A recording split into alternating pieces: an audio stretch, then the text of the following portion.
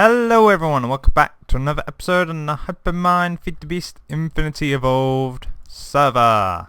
Been doing a little bits and pieces since the last episode, just to get ready for this weekend. So if you don't know, this weekend is going to be the Twilight Forest adventure with me, Nemson and Albanakers. We've had that set up. Nemson's mentioned it in his video, so I don't have to feel bad about mentioning it in my video. That's how it works, right? So we're doing this episode sort of catching up on all the little bits before we do the Twilight series, because that's going to take up a few episodes. So let's go around the base and cover some things that have been done. You may notice I've got this new bow of the Wyvern. This is from the Draconic Evolution mod, and I've enchanted it. It's pretty tricky to make because you need a lot of draconium stuff. Yeah, so and a Nether Star, so I had to go do that. But we have this bow and it's just like pyong, pyong, pyong, and I've given it infinity because if I'm going to be firing that many arrows that quick, I don't want to have to worry about running out. So with that done, we have the bow, which is going to be good for the adventure tomorrow. Someone left this because I was saying I needed some supplies for something I'm going to show you in a minute. And it even includes a safari net with, I'm going to guess, an engineering villager in. I don't want to place that yet because I don't know where to put him. So thank you whoever did this. You didn't leave a sign. I know T.O. said about having a villager, so it might be him, or it could be someone else like Soap, because I know people have been gifting around the server. So whoever did that, thank you. Right, so the reason I needed immersive engineering stuff was down here, where my death point is. This, I killed myself on my own machine. This is the Crusher, which is the immersive engineering's version of a pulverizer. So let's go get some ore actually. I don't think I'm going to have much though, because I usually automatically process it. Let's have a look what we've got. Let's do a bit of lapis. So what I've done is set up this crusher. The main reason I built the crusher was to get the arc furnace working, but there's a hopper up here, and you throw something in the hopper, it throws it in the open barrel and drops it down. This is a noisy machine, but it does work, so you're pulverizing or crushing up the lapis, so that's great. I still got my ghetto wiring down here because immersive engineering has crazy wires all over the place. So that was done.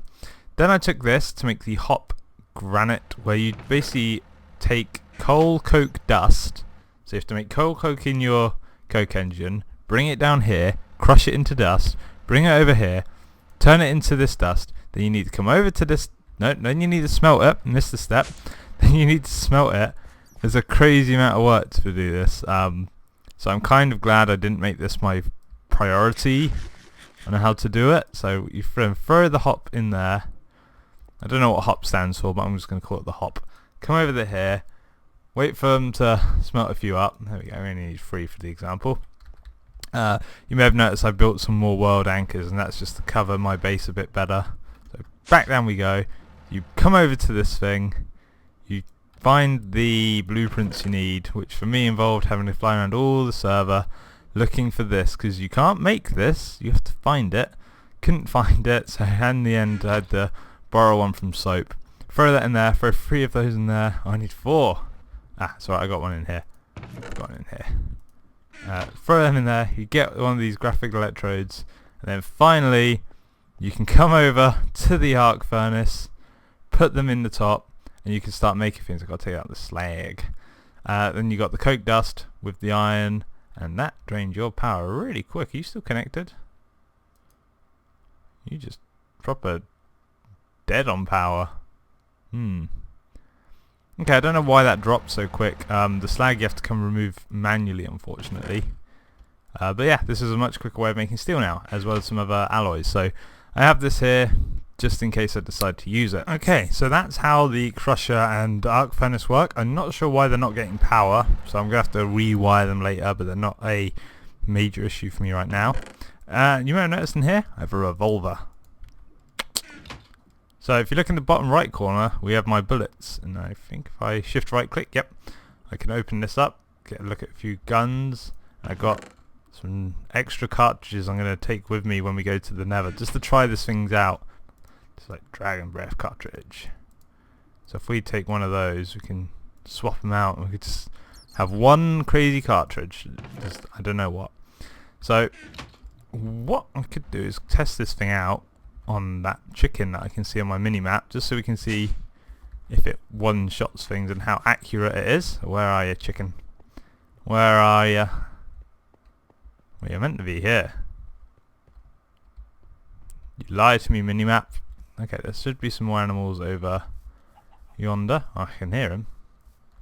Right, let's go quickly find some animals. I don't have my jetpack on me because I'm wearing my beekeeping suit from where I was breeding up some new bees, which we'll go over in a minute as well. So let's just sploosh over to her. Sheeps. Where are you, sheeps? Okay, so it hit. A little slow. There's a creeper over there. Let's try him. Let's try the creeper. Okay. He's sort of camouflaged in the reeds. Come on, punk. Where is he? Where are you, creeper? I don't trust this. He's making me go a little too close to him. What are you? Starfruit. Oh, he fell in there. Okay, so it doesn't one-hit creepers. 2 hits creepers. Okay, good to know. So 2 hits creepers. I've got the armor piercing bullets, so hopefully anything that's got like an armor rating will be weak against that. And unfortunately we gotta empty out the cases. Can I just shift click them in? Let's load that up, just to make it interesting if I get some random shotgun shells going on. So that's the revolver. I can add some extra bits to it from the immersive engineering mod, like I could put a bayonet on it and things like that. I haven't got around to that. That's just a thing I'm not too fussed about. So we can go put you back away. Get some bread, because I still need to work on my food situation. I might build that saturation thing that Voodoo has, just so I don't need to eat while I'm in my own base. So let's pop you in and pop you in. So we've got plenty of bullets. We've got a good bow. We've got a gun. We've also got my secondary bow. If I can get up. There we go. All turned around. There we go. My secondary bow. Over here. The golden bow of justice. I'm going to take both with me just so I can try them around. And we have one more real thing to cover this episode. Okay guys, we're over at Soap's place, and he has put in another request in the bee shop for a new bee. And the bee he requested is the Skystone bee, which is... Oh, hold on a second. Come on, scroll. There we go. Which is in here. And this is... It does what it says. It produces Skystone. I'm not going to spoil why he wants it, but... So we get a chance to make Skystone. Also, luckily for me, I obviously have a copy of this bee as well. It also makes earthen comb, which makes clay, which was one of the things I wanted. So it appears that he's actually made his own apiary here ready for me to put it in. So we're going to just do that rather than switch out from our own. I'm guessing this is what it's here for. So 1 Skystone, 1 automation, and I said I'd make him 8 production upgrades just to help him get it faster. So that's all good. The one thing that he may have an issue with looking at it is that it may try and put the Skystone in here. Hopefully not, but if so, you may need to work that out, Soap, however you want to do that. So let's head back. Alright everyone, welcome back. I've done a bit of work since we left off, and I'm still doing a bit of prep for the expedition to the Twilight Forest. I've been breeding some bees and I've got some new stuff. So if we go to my personal one, I've added the last thing I needed to this. Well, I could add the territory, but I'm not too worried about that. And that's the where is it? The speed. It's like the 4th one down. I have the faster speed. So I've looked it up. The only one that's apparently faster, which would be fastest, is the Aura Bee. And the Aura Bee doesn't appear to be in this pack, so whether it's got a different name or something like that, I don't know. There's a noisy bat around here. But it means that that is the fastest I can get, which is just faster. And I've put it on my trading bees as well. So I spent a while breeding up these bees and put them in places. And I realised I accidentally got the clay one while I was making the Skystone for soap, and I thought, right, I've got a lot of things now going into this one centrifuge. You can see it's a bit backed up at the moment. So I built another centrifuge and did some breeding. So if we shoot down, it's over here. This centrifuge is processing all my magic bee related stuff. So you got all these combs and all these propolises which are coming in. And they're being produced over here. Ow, stop it. This is my new crazy loads of little pixel effects everywhere enchanting station that I've made. So how it works is there's just all of these industrial apiaries with all the magic bees, so the arcane, the chaotic, the fiery, the aqua, and they're just all producing in these industrial ones. Whoops. Why industrial? Because they require less room for automation, really. That's the main thing. I've got my Edenics back out, and I also have upgraded to also have the Certus bee, the Silicon bee, and you're not here actually. Certus bee, Silicon bee, and over here, no, that's a Skystone. Where did I put that last bee? Where is he? Because he's the most important.